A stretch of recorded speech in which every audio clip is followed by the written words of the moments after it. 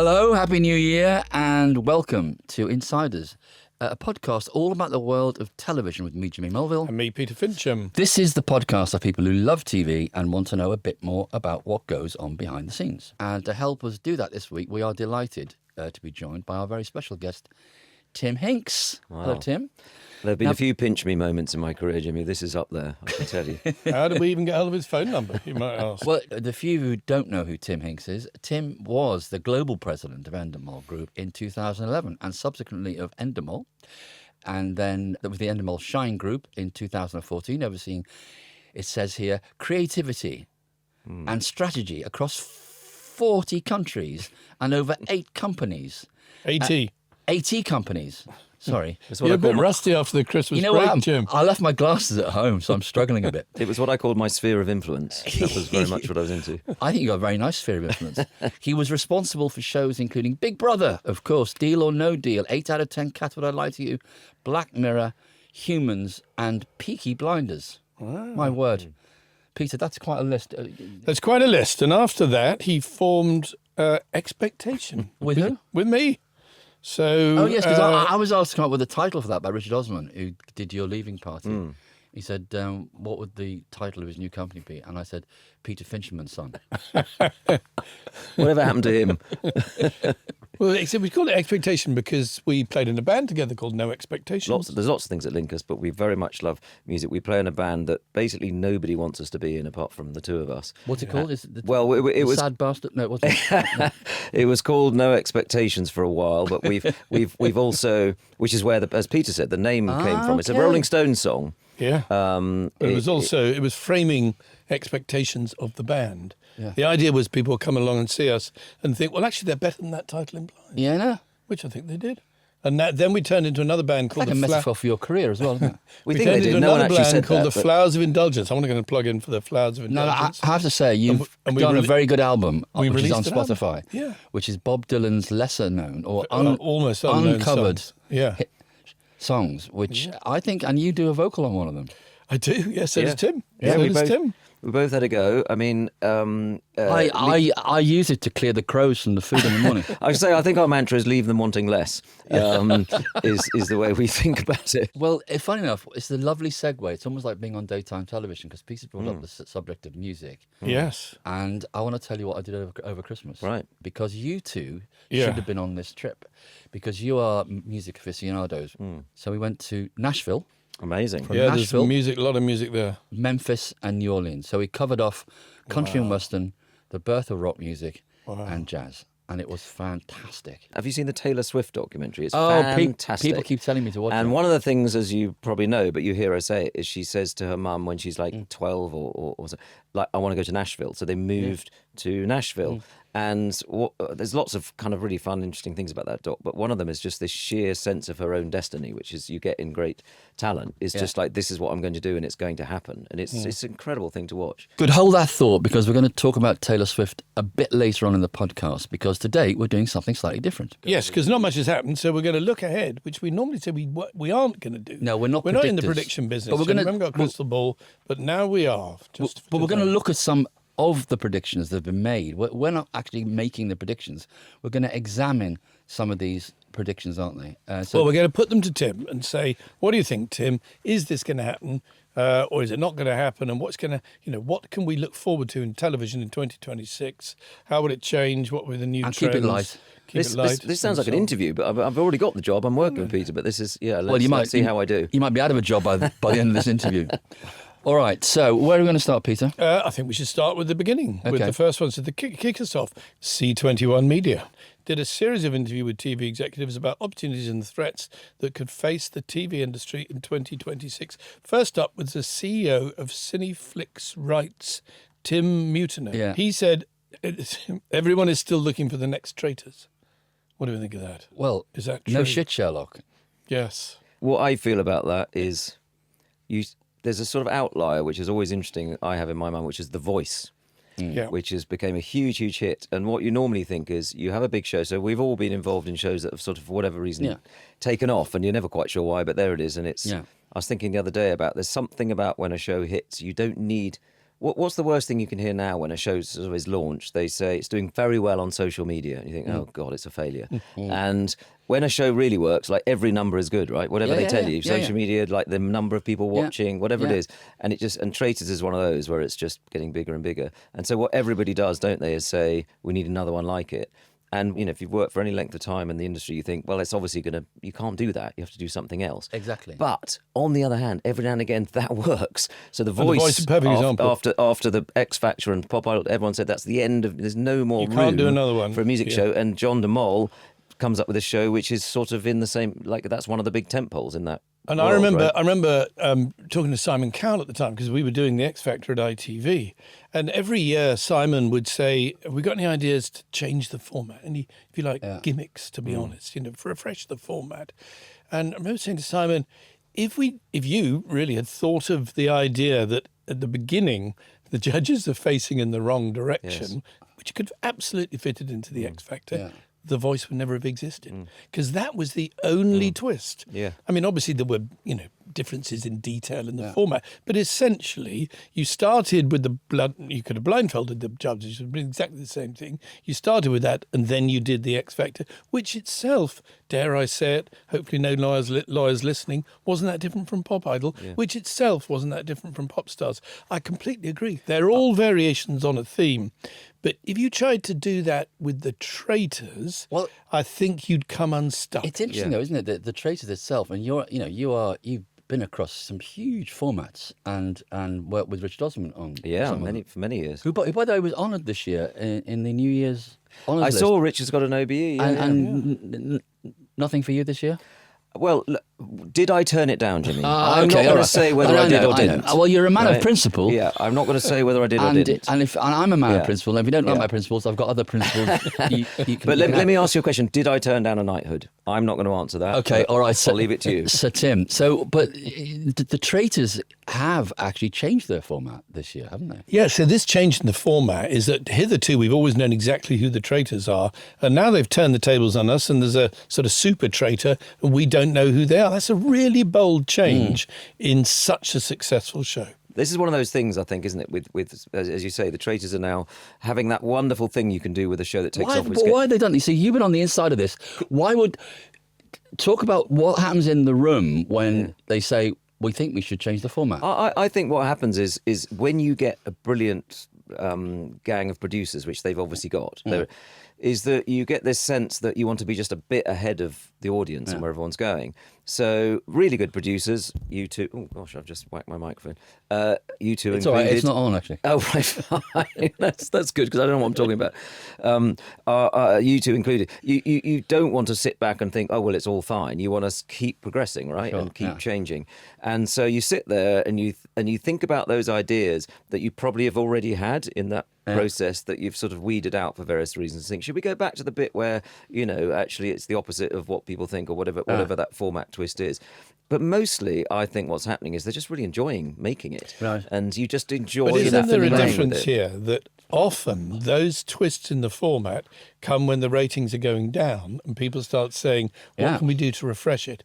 And sometimes all they do is hasten its decline by the twist in the format. Whereas what they've done here, as you said, is well ahead of the game. The Traitors is still rising, and yet they've made a major change to the format. I think you've got to salute them. I think that's a really bold thing to do. And I think it's really underrated how much people could enjoy making these. I was just suddenly thinking back to Big Brother. When Big Brother started 125 years ago, there was this whole thing that people said on the forums. Remember, so it wasn't TikTok or it was these sort of mad internet the forums. Chat forums. Right. And they were all obsessed that there was a mole in the Big Brother house, that someone in there was put in.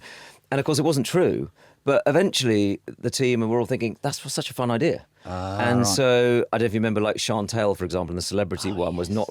that was sort of basically, well, what would it be like if we did put a mole in? And there were various other iterations but of that's the Traitors, isn't it? I mean, it's sort of. No, and I think that's what's... If you have a format, as you've discussed many times on the show, which in a sense is like a sort of sport, isn't it? It's like a set of rules, and it's very robust. And so once you've invented football, say, you can start to say, well, maybe we do a bit of this, maybe we change that rule, people, maybe, and it's robust enough to take it. Traitors is very strong and robust enough to take it. But I think there is a phenomenon, Peter, as you say, that you can change things and say, right, we're going to, now there's a red cloak, a black cloak, whatever it happens to be, or there's an imposter in the house or whatever. When the show is sort of not working, and one day Traitors won't be as strong. That happens to all shows. Go down. Yeah, you then have the opposite, which is the team understandably say, okay, well, let's change this bit, and then the audience goes, oh, now you're getting desperate. You've got a red cloak or a black cloak, and you think, no, we're just trying to come up with good ideas. I can also think of one or two shows that came from the thought of everyone is still looking for the traitors. So when The Apprentice was big and huge and new with Alan Sugar, ITV commissioned a series I think called Tycoon, which I think was made by Daisy Goodwin, my friend Daisy Goodwin's company. And Daisy's a brilliant producer, but Tycoon didn't work at all because it wasn't as good as The Apprentice. And it's like there wasn't room for another one.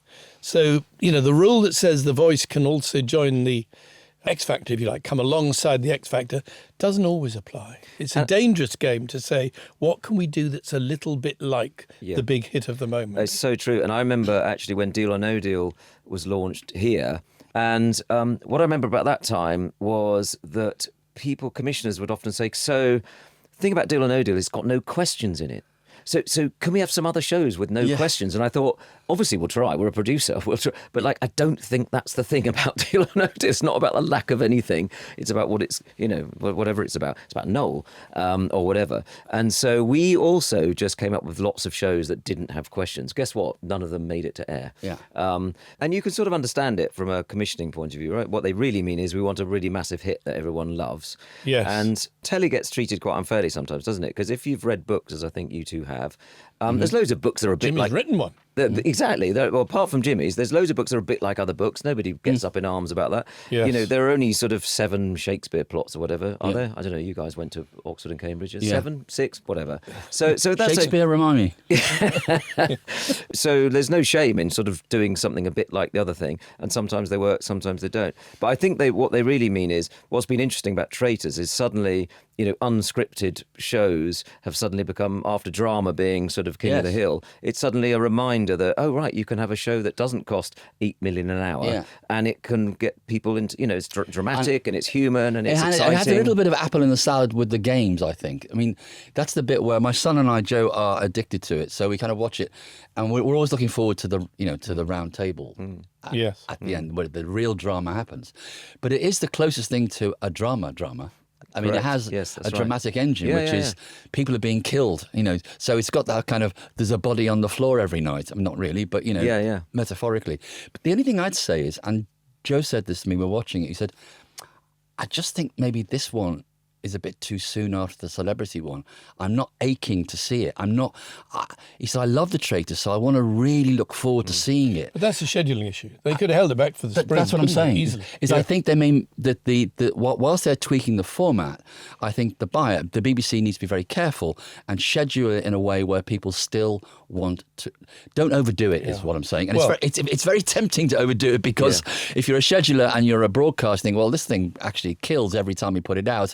But be careful. So there's a good example of this where ITV, before my time, ITV made a decision one year, and I think the decision came from the very top, from the chief executive, who was Charles Allen at the time, and money was tight or whatever, or they wanted to boost the share price, and they said, we'll do I'm a Celebrity twice in a year. Yeah. It was a mistake. And they never did it again because I'm a Celebrity, which, is now kind of probably in the autumn of its days, but let's not forget, has been as big as any of these shows that we're talking about. Fantastic run. It's had 25 years. Wow. But I always felt when I was there, it was so important that you had to wait a whole year for it. That it came round in November as a kind of pre-Christmas thing. And so, of course, you can flog things too hard and then they lose a little bit of luster. And actually, I was thinking back to what you were saying about Traitors, and the what you call the apple in the salad, which is an expression I've never heard before, but I completely It's my wife's expression. No, I sort of know what it means. Karen says, this is a bit like apple in the salad, isn't it? It's brilliant. I get so about the challenges you talk. What we used to think is, and I still think it now, is that, and this is why we all know that the broadcaster can say more traitors or whatever, but what we know is nobody sort of knows anything, and you never know, the rules feel like they're taking you one way, and suddenly you've got something that doesn't obey the normal rules, and it's a hit. And we always thought, like, if you've got challenges, you sort of, come on, we can think of something better than doing challenges in a show. Because normally they just look really lo-fi. Yeah. And, you've got to get an egg into an egg cup with with half a spoon and whatever. And it's all fine to play, but it's not much fun to watch. Traitors seems to break that because the challenges are the really challenges central are good. and The they challenges work, are good, and they but tell I'd help the still story. say They are where the Traitors resembles The Apprentice is that in both cases you're waiting for the scene at the end. You're waiting for the boardroom scene in The Apprentice, and you're waiting for the round table Which in is The good. Traitors. It's good that it's at the end. So you know I mean- that there's this bit in the middle which is good, Yes. and they make it as good as they possibly can.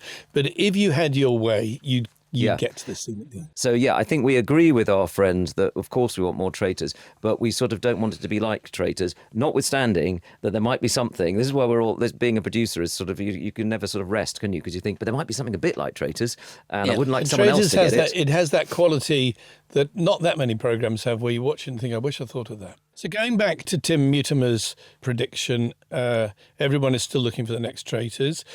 We can't disagree with that. That's true. That's definitely right. But we do. I think what we're saying is it is not one where you can do a minor variation on it, like The Voice did on the X Factor, and replicate its success. It'll have to be something quite different to the Traitors to be as big as the Traitors. So now we've got another set we've got another prediction of from brilliant Tim. predictions for you, Tim, amazing. to cast From the your... same guy, I hope. This No, is no. from Tim. Oh no, No, we're this not is from- sticking with Tim Mutimer. He's done several more, Jim.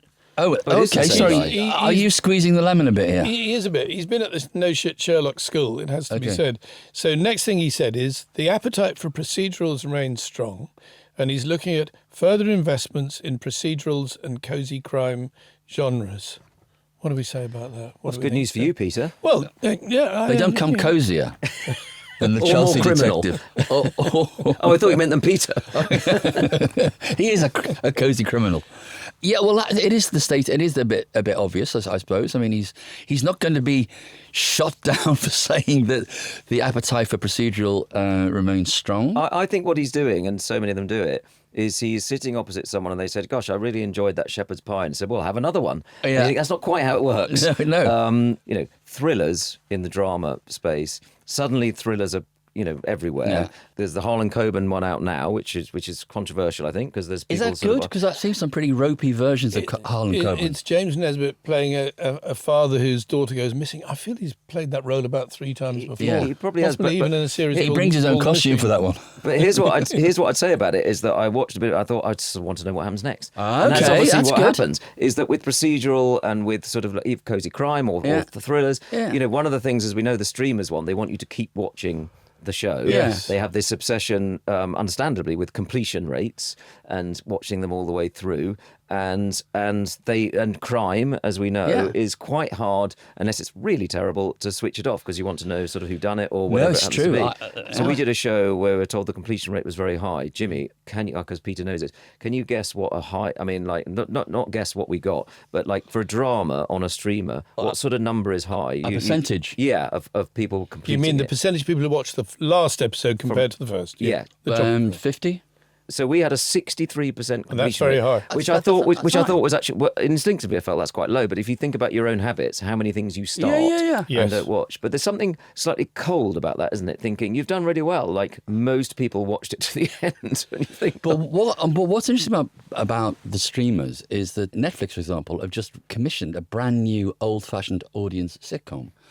And it's obviously, and I said to Peter, it's not based on the fact that they love old-fashioned sitcoms or they feel, inclined to be charitable. This is hard-nosed completion data. And they've obviously looked at old sitcoms and thought, blimey, interesting, people really stick with these. Yeah. So What's it called? Leanne. Leanne, yeah. But Jimmy, do we know if it's coming back? It is coming back, It is yeah. coming back. Okay, well that's because we enjoyed it. We Yeah. thought it was good. Yeah. Should we move on to our next prediction? Are we going to move on from Tim Mutimer? I think Tim. Still can't pronounce his Tim's name, done us so- proud. Actually, Tim's he's come had a up with good innings here, I think.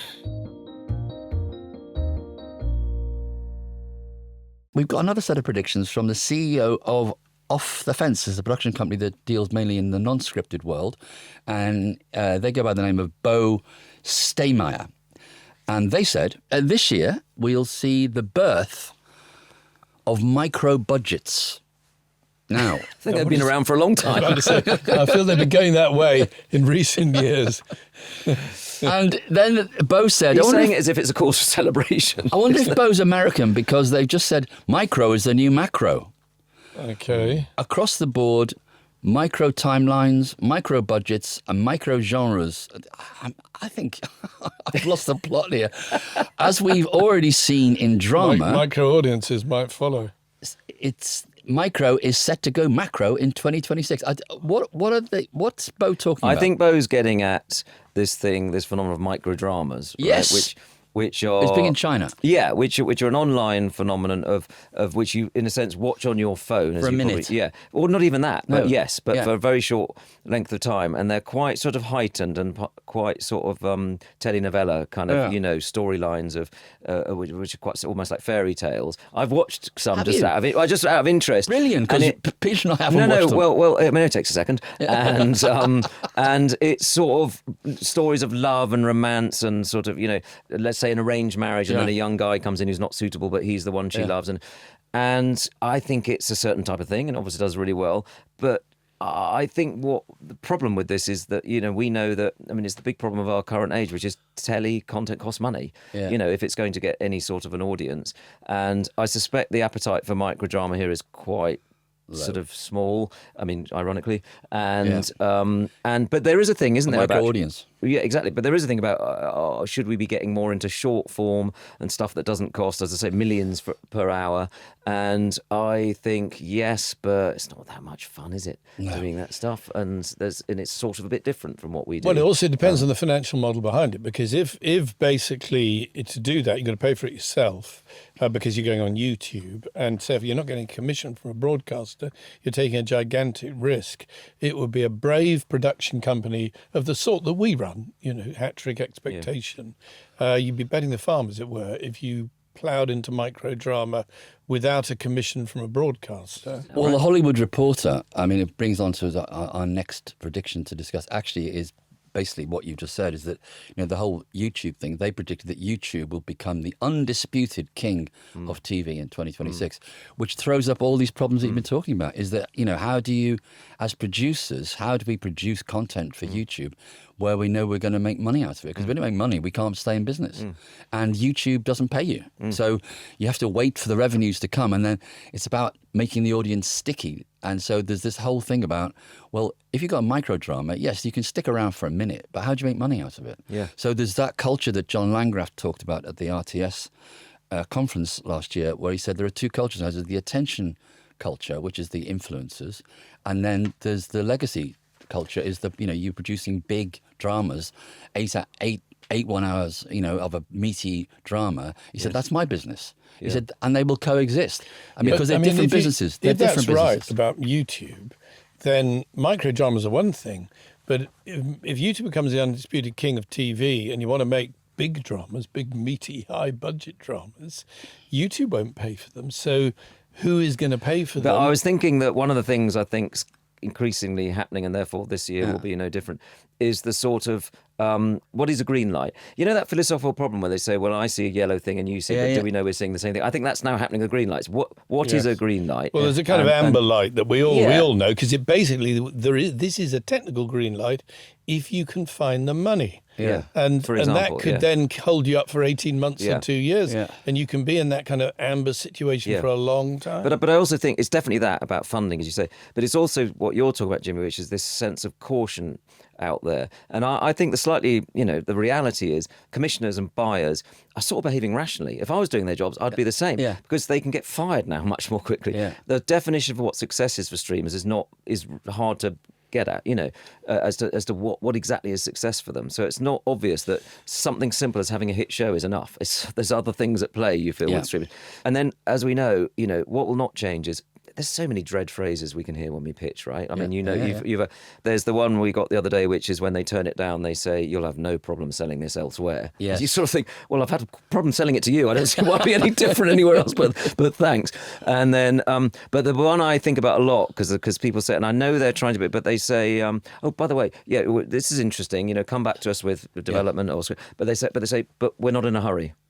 And you think, yeah, but I am. Yeah. Like, we're always in a hurry. Like, what do you want? I mean, we want to get it right. They do turn things down very nicely now, though. Yeah. Do you think they've all been on a course? I think it's a thing. I was thinking about this. I think They're so complimentary when they they're turn so the show complimentary. down. It'll be like Sarah's writing as ever was wonderful, inspiring. She's such a, and you're thinking, yeah. Just where's the bit where you say no, and it's inevitably you can feel it, right? And you sort of think, but then if you said, look, just write yes or no, one word on an email, that would feel a No bit abrupt, thanks wouldn't it? at the front, Thanks, and, no and thanks. that's it.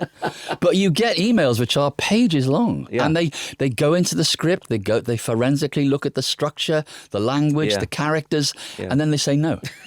I said, well, it's just a waste of everybody's But time. I gotta You've be wasted honest, your time my- writing it. I've wasted my time reading it. Just say fucking no, thank you. Yeah. My view has always been take no notice of the reasons they give. What they really mean is they didn't like it enough. Exactly. So, when they may say the central character is a bit too short or tall or whatever, or we're not looking people who look like that or are like that or whatever, they basically mean I didn't like it enough. I like something else more. I'm going to commission that one. We should get a kind of league table of things Yeah. that people say in these, because the other one is that I'd watch it. Yeah. Yeah. You're quite right. What do you mean? Well, Yeah. you can't watch it If it because you was- haven't bloody commissioned I'll tell it. you was one way you down can to guarantee me. that happening. But I think, well, actually, Peter, when we started Expectation, we had a very big entertainment pilot, which would have been about 6 months into our company with the BBC, and it would have been completely transformational for us at that stage. It was a big dance show for the yes. BBC, Yes. and it was pitched to Kate Phillips, who we love, right? We're all Yeah. big fans of Kate, and so she won't mind me saying this, that she was the one who had to deliver the news. There was our pilot and someone else's. And so the next call I was going to get was going to be from Kate, and it was going to be yes or no. And she's one of the good ones because she doesn't shy away from that. She's sort of, she's very, very sort of straight. And I was on holiday with Peter, and we were in France. And we have a lovely relationship, Peter and I. I remember this. You came and knocked on my you're door. painting a picture now. I was in the shower. I had a towel wrapped my Steady way on, around. guys. Steady on. Let's keep it clean. It was all going a bit Brokeback Mountain by this stage. And your eyes locked. We're like husband and wife, but it's very, very sexual. Okay. You entered the shower room with Peter. Yeah, let's step back a bit. One second. Yeah. Before I went into the show, the phone went and it was Kate. Yeah. And so I knew this was the moment, and we've all been and a bit of you says I'm just going to not answer. Obviously, a bit of you get, but you do, and that's the. So I picked it up, and the first words she said were Tim. And because we were in France, it had a different ring to it. Said, Tim, you're on holiday. Shall I phone you next week? And I thought, what, to give me the good news? Oh, right. It was, the show wasn't going to happen. And, as I say, she's brilliant. She didn't have to phone. She could have got No, someone she is lower very, down. very So good at she's very. that. But I thought, we're so attuned to every meeting, every email, because we're just looking for that yes. And you can sense it, can't you? You can sniff it a mile away. And that won't change. I mean, the one reassuring thing, that won't change as we go into 26. We're just looking for people to say, it doesn't matter whether they like the meeting. It doesn't matter. We're just thinking, do you want to do it? Well, that's It's the game worth we're in. saying this, Well, Tim, on this podcast, we're willing to slag people off. We often slag people off, don't we? But people who are currently in commissioning positions with budgets and We have love an them. influence over life, often enough, we love them all. I always. they've got very hard I jobs. mean, with and they Kate, do them- and with they do Kate them. Phillips, we're being completely sincere. We genuinely No, like she's. Kate Phillips. But I always say, like, you want to say that. I tell you what, who I really love is the head of ITV Daytimes. Who is it? I've no idea. But whoever it is, I absolutely love them, and that's our default. One more prediction. This time it's from the Hollywood Reporter, who've been predicting what happens in 20. They've got lots of predictions. YouTube becomes undisputed king of TV. We've talked about that. Apple TV will finally implement ads. Maybe they will, maybe they won't. Do we care? Because they need the money. Well, they need the money. But the next one's quite eye-catching. We've already talked about this person. Disney's next big acquisition will be Taylor Swift. They even give a price, $4 billion, the same price it paid for Lucasfilm in 2012. And it would give Disney the rights to all of Swift's live events, tours, merchandising, and any film or TV work. But the only thing they wouldn't own was her music. You think, well, that's quite a big thing not to own if you're shelling out $4 billion. Take it, Taylor. Take it. Well, obviously, if you're Taylor, I mean, I think she needs $4 billion more. She does. She's in want of $4 billion. But She this said is a that. sign of the times, isn't it? said it. This is, this is not companies buying companies, but the idea that companies would buy an individual, big as she is as a pop star, What do we think? Is that the way the world's Has going? anyone ever made that offer for you? I haven't been offered $4 billion. We could probably sell the Flowers of Indulgence for a pound or two. Yeah, £3. no. But of course, it's in some ways it's what we've done forever, right? Which is that we know that talent's incredibly important to I think you said, Peter, that years ago when you were at the BBC, a very senior figure said to you, don't treat, they're like animals in the zoo, the talent. So what was that? Oh, the various things were said to me at the BBC. Yes, there was one very senior figure. Well, I'll name him. Mark Thompson's the DG. I mean, I was inviting you to name him. But He up to you. referred to Is this the before he said you're fired? newsreaders as the glove puppets, and I thought that was such an interesting. He said and what? He referred to newsreaders as the glove puppets, and I thought that was such an interesting and revealing description of the way that people behind the camera viewed people in front of the camera. I don't know whether he'd still say that today. Well, no, he's no, on there's another CNN, thing he so said. No, probably another not. thing he said to me. I said, because it's also very revealing. I was turning some program down or something, and I said, very awkward conversation with the principal talent behind it, because I know them quite well and they are friends. He said, well, there's a lesson, Peter. Don't get too friendly with the animals. And I thought, how interesting. Wow. Yeah. So we're zookeepers and they're animals. And I thought that's the polar opposite of my view. We are executives, people in suits, if you like, metaphorically, and they are talent. They're the people who people turn television on for. And I think that's the thing, right? So we know that talent's incredibly important. If you watch the BBC, you don't watch it because of its Reithian charter. You watch it because you like, Michael McIntyre or whatever. To turn this into what we're talking about, Taylor Swift is neither a glove puppet nor an animal in a zoo. No. She's a giant. She's a brand and she's a giant and she'll bring people. But the danger is, like the Phoebe Waller-Bridge, not that I'm party to that, the deal. Yeah, we Amazon talked did. about that before. Yeah, Absolutely. So becomes a millstone around your neck. So I think we all feel that. If anyone offered us a lot of money, just said, here's a check for $50 million, we'd I'll say, turn down. No, I'm really that's hoping a I don't get millstone. offered $4 billion because that is a bit like disaster. United, Tim. Yeah, You're just turning turn down the it United. Yeah. You're turning down the $4 billion. Have I been offered $4 billion, Jimmy? I'm not going to be drawn. Oh, on okay, that. fine. But but the thing is that thing about, I mean, obviously Taylor Swift is an outlier, but there are other, I say pieces of talent, but other people who are in that The glove puppets. But for example, Claudia Winkleman. Yeah.